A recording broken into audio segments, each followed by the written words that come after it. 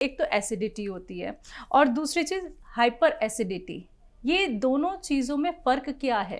हाँ, नाम और काम तो एक सा ही है, जी। लेकिन जब कोई छोटी तकलीफ होती है तो उस पर आदमी तवज्जो नहीं देता, बिल्कुल। और जब ये हाइपर हो जाती है तो फिर जल्दी जल्दी जी। अपना कोई उसका मदावा इलाज करने की कोशिश करता है। लेकिन यहीं से शुरुआत होती है बीमारियों के आने की।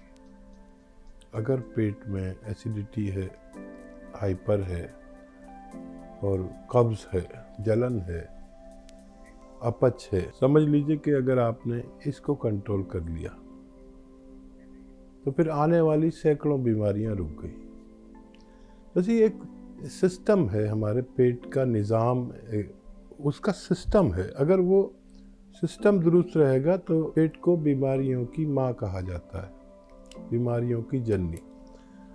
जो आदमी यहाँ से एहतियात बरतना शुरू कर दे कि हमारा जो हम खाएं वो पच जाए और सही वक्त पे हमें मोशन हो जाए, बस ये सेहत की निशानी है। सही वक्त पे भूख लगना, खाना खाना और सही वक्त पे मोशन होना।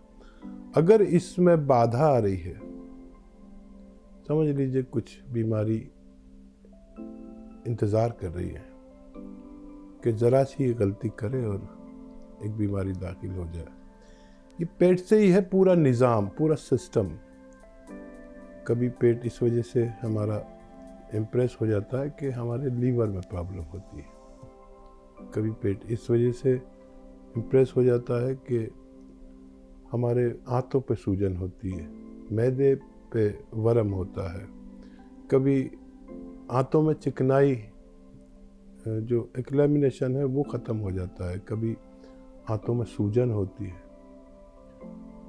बस इसका इलाज कर लीजिए, आप सेहतमंद ज़िंदगी गुजार सकते हैं। देखिए, यूनानी एक ऐसी पद्धति है, आयुर्वेद, कि अगर कोई सच्चा इलाज करे तो कोई बीमारी ऐसी नहीं है जिसकी दवा भगवान ने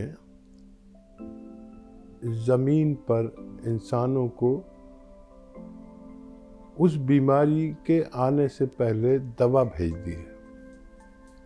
तो पेट का इलाज मैं अक्सर आपको बताता हूँ कि कुछ लोगों की बीमारी तो अगर 5 बार गर्म पानी पिए, गर्म पानी, तो पेट अच्छा हो जाता है। कुछ लोग तो इसी से अच्छे हो जाते हैं। कुछ लोग को मैं कहता हूँ कि बेल खाओ, बेल, पत्थर बेल जिसे कहते हैं, बेल का मुरब्बा खाइए। अगर बेल का ज़माना ना हो, बेल तो आप जानते हैं कोविड कहते हैं इंग्लिश में, जब वो ना हो तो बेल का मुरब्बा खाओ, या बेल गिरी मिलती है सूखी, वो खाओ।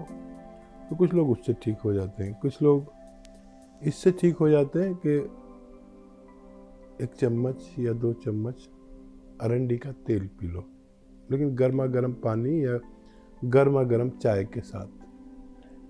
ये तो ऐसे इलाज हैं जो घरेलू नुस्खे हैं, आप करके देख लें और जल्दी से फ़ायदा भी मुमकिन है। लेकिन जो लोग बहुत हाइपर परेशानी में हैं पेट की, उनके लिए एक नुस्खा बहुत अच्छा है। अच्छा, ये नुस्खा तकरीबन 10 बीमारियों को अच्छा करता है। पेट और मेन पार्ट्स ऑफ बॉडी के ताल्लुक से इससे अच्छा नुस्खा मैंने अपने जीवन में नहीं देखा। वो क्या है? देखिए, आपके किचन में सौंफ है, धनिया है, ज़ीरा है, यही तो आप सालन में डालते हैं, अपने सब्जी सालन में। सौंफ, धनिया, ज़ीरा, अजवाइन, सौंठ और मेथी का दाना। एक बार और बोल देता हूँ, सौंफ, सौंठ, ज़ीरा, अजवाइन, धनिया, मेथी, ये सब आपकी किचन की चीज़ें हैं। इनको तकरीबन 100 ग्राम लेकर पाउडर बना के रखा करें। और बड़े घरों में जो पढ़े लिखे सभ्य लोग हैं, वो लोग रखने लगे हैं मेरे ही कहने पर। और एक आता है नमक ज़ैतून, एक ऐसा नमक जो ज़ैतून से निकला होता है। ये नमक दुनिया का बेहतरीन नमक कहलाता है। ये भी मंगा के घर में रखें, एक चुटकी में जितना आए। 2 गिलास पानी में डालें या 1 गिलास पानी में डालें, मिक्स हो जाता है फ़ौरन। ये नमकीन भी नहीं होता, ब्लड प्रेशर वाले भी ले सकते हैं, ब्लड प्रेशर को भी कम रखता है ये। आज इस पानी से ये जो 6 चीज़ों का पाउडर बनाया है, आप ये खा लिया करें दिन में 1 बार या 2 बार। पाउडर यानी सफ़ूफ खाएं और ये 2 गिलास पानी पी लें जिसमें आपने नमक ज़ैतून मिलाया। नमक ज़ैतून असली लें, देखिए ये आपके एसिडिटी को सबसे पहले पेट में जाते ही कंट्रोल करता है। वरम, मैदे पे वरम आ गया, सूजन आ गई, आंतों पे आ गई, लीवर पे आ गई, किडनी पे आ गई, जाते ही पेट में जाते ही काम शुरू हो जाता है। किडनी में इन्फेक्शन हो, पेट में इन्फेक्शन हो, किडनी में जलन हो, पेट में जलन हो, ये फौरन ही काम करने लगता है 1 घंटे के अंदर। लीवर बढ़ जाता है, बड़ा हो जाता है, सूजन आ जाती है, अपना जिम्मेदारी पूरी नहीं करता। ये इससे कहती है ये दवा, ये नुस्खा कि अपनी जिम्मेदारी पूरी कर, और दबाव डालती है। लीवर अपना जो कार्यक्रम है वो तेज कर लेता है, सही कर लेता है। आंतों को कहती है कि हजम कर, मैदे को कहती है कि अपच को जो है, अपच जो हो रहा है इसको ठीक से पचना चाहिए खाना। फुजलात को जो मल है हमारा उसको आगे धकेलती है। अच्छा, फिर इसके अलावा स्किन प्रॉब्लम, खुजली, वहाँ से यहाँ तक के सोराइसिस तक का इलाज है। ये सोराइसिस एक ऐसी बीमारी जिसका इलाज ही नहीं है, लेकिन इसमें भगवान ने फ़ायदा रखा है। तो इतने रोग और एक मामूली सा नुस्खा ले लें तो गैर मामूली है, अगर इस्तेमाल करें तो गैर मामूली है, न लें तो मामूली है। मैंने अपने जीवन में इससे बेहतरीन इतनी बीमारियों के ताल्लुक से कोई नुस्खा आज तक नहीं देखा। हरिद्वार से हैं ब्रज श्री कुंज जी, स्वागत है आपका। मेरे ना पंजों में ना अजीब सी झंझनाहट और हल्का सा सुनपन है। तो आपने जो टी केयर मैंने अपने घुटनों के लिए कहा था, क्या इससे मेरे इसमें भी आराम पड़ेगा या कोई और दवाई चाहिए? समझ लें, आप पहले भरोसा कर लें। और आप तो टी केयर ले चुके हैं। टी केयर दुनिया की अच्छी दवा मानी जाती है, आपको पहले भी इससे फ़ायदा हो चुका है।